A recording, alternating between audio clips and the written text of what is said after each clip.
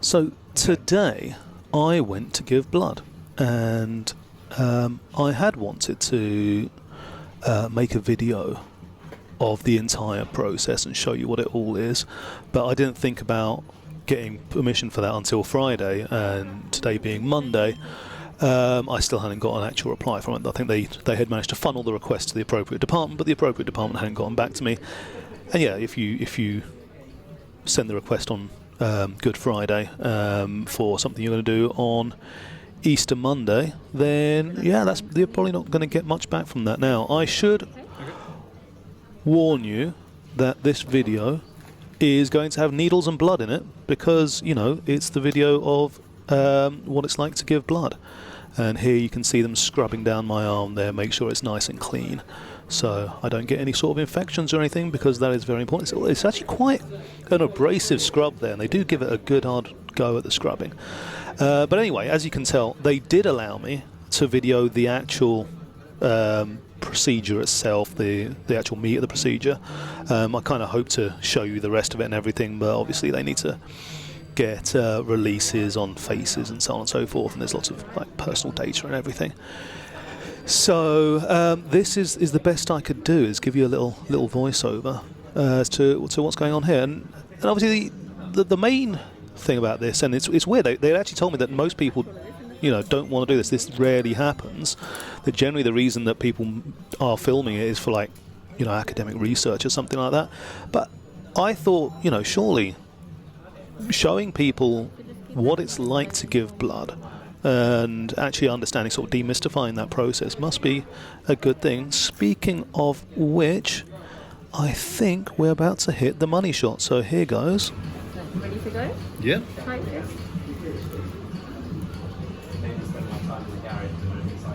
Relax. Feel alright? Yeah.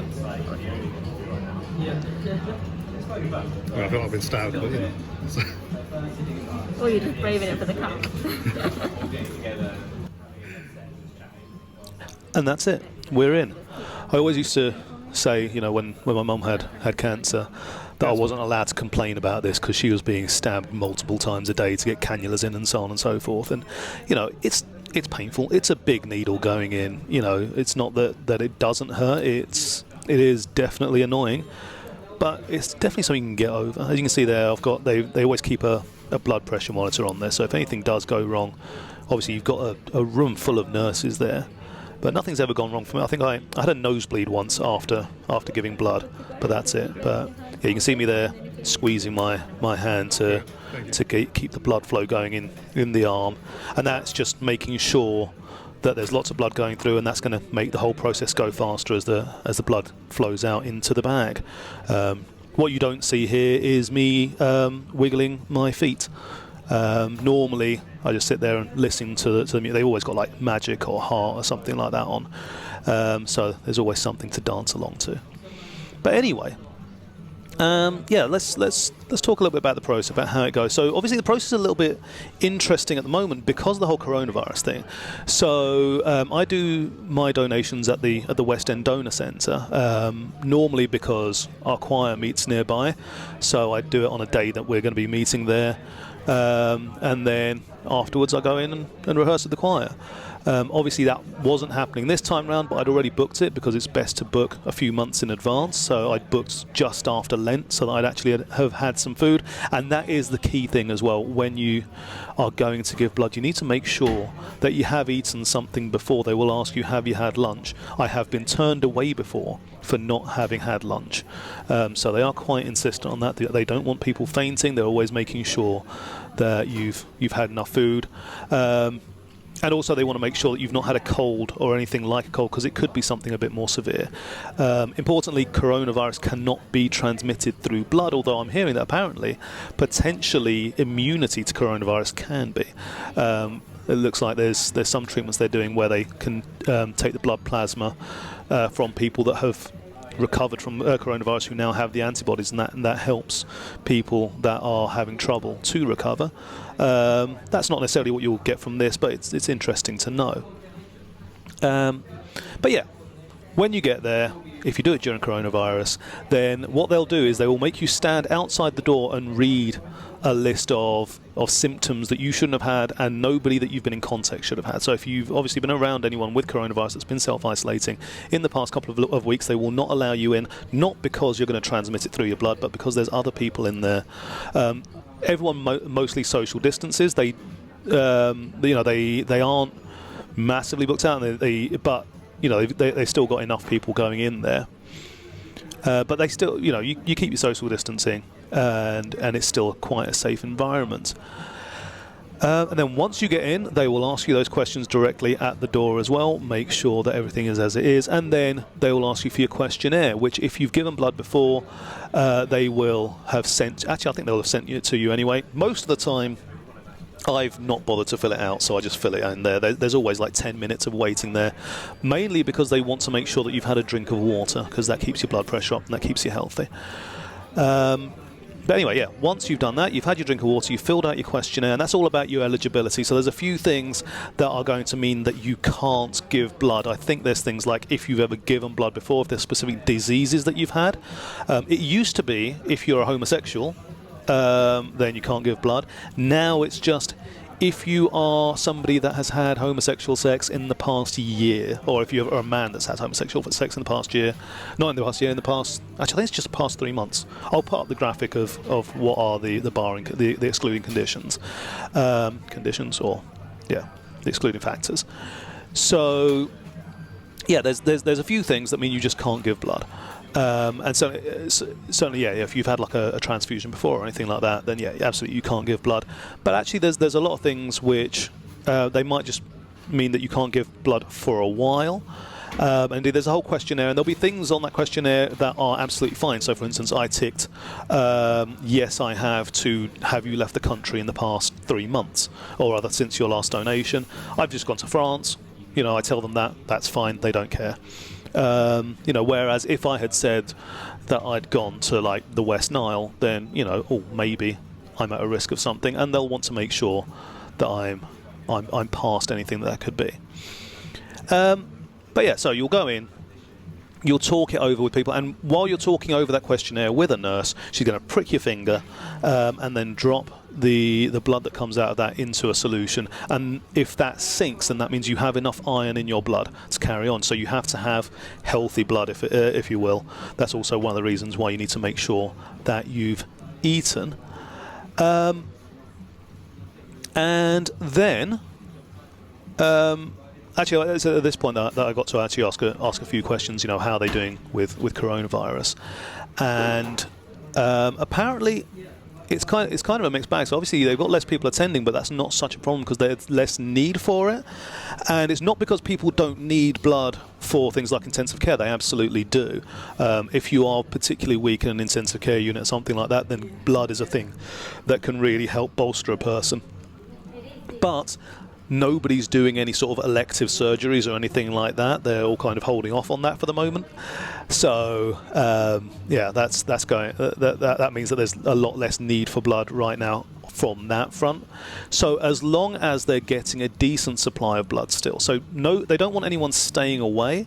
But if you can get in without it being a massive problem for you. So for myself, I've got a mostly electric car, so I can drive into the blood donor centre very easily. But if you can cycle, if you can do anything like that, and if you can do train at non-peak hours, that kind of thing, then that's a safe thing to do, and it does count as an essential journey. So if the police stop you or anything and ask you where you're going, you can say I'm going to give blood, and they're going to be happy with that answer.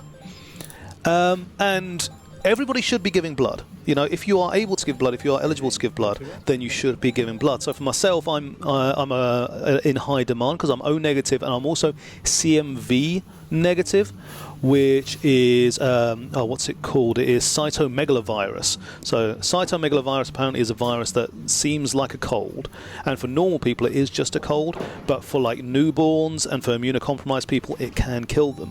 So that's like special blood for them that they're going to be able to use. And hang on a second, we've got the reverse money shot coming up. Sorry about that, I know. It's so sticky. It's the worst bit. take this out of your arm, okay?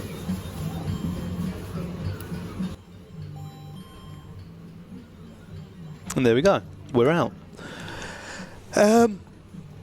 Yeah, so you know, obviously something like CMV, you don't know that you ever had it, but your antibodies will let them know if you've ever had it, or actually if you've even got it, because it's something that lingers around the blood, and that can get transmitted through the blood. So, and I think if you don't know what blood type you are or anything, I should point out here at this point, I'm just putting pressure on that bandage.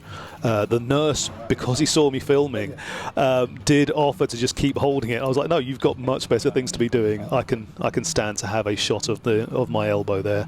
That's not a problem. But anyway, yeah. So you're not necessarily going to know what blood type you are, and if you go and give blood, then you know. They will tell you what blood type you are. They will find out if you have things like CMV and all that kind of thing. And also, you know, just because you're not O negative doesn't mean your blood's useless. Certainly, all the blood types are useful. Everyone, if you are the same blood type as somebody, then they will be able to take your blood. That is useful. Equally, you can give platelets, and if anything, platelets may be a more useful thing because that means you can give more often. It's a slightly longer process, but anyway, it's, you know. But for that, you want to be more like an A blood type. So you basically, it's the opposite side of it. So I would love to give blood. I would love to give platelets, but my blood isn't particularly helpful for that. Whereas it's very helpful for giving red blood cells. So we do that instead.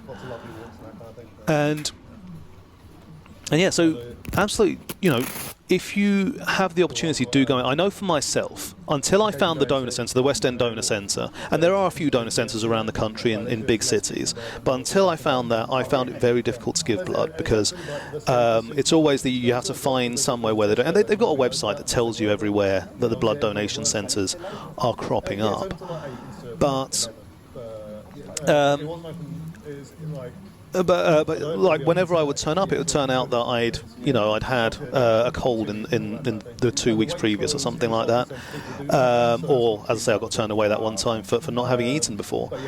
And when that happens, well, you know, you're then going to have to wait another 2 months or something before a slot comes up. So if you can get yourself to a donor centre, that means that actually you'll probably find something in the next week, and that will allow you to start giving blood. And then once you've done that, you can get yourself into a routine. You can get on the app, which you can download, certainly for an iPhone, I presume for Android as well, and that will automatically tell you when you're next eligible, so that will be after 3 months. Presumably they've got a different process for platelets.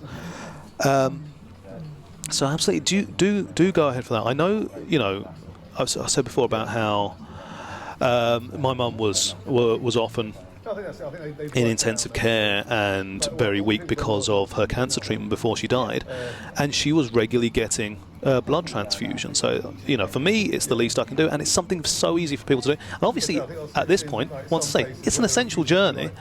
So if you are stuck in the house and you want a reason to get out, then yeah, do that. And the other thing, they give you free food. So, you know, after you're done, they want to make sure that you don't die, so they will give you biscuits, crisps, and everything like that, and that's what's happening here. So I'm going to leave you while I have me some biscuits. So keep this fast on for about 6 hours. Okay? Yep.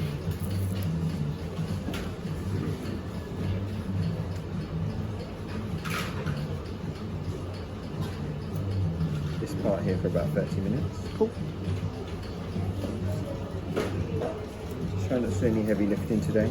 Try. No alcohol for the next 24 hours. That's all right. Just try not to do anything strenuous. Cool.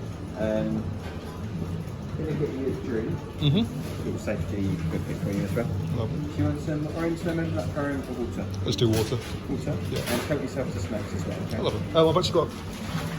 Oh, you've got one? Yeah. There you go. I'll be back in a second. Thank you.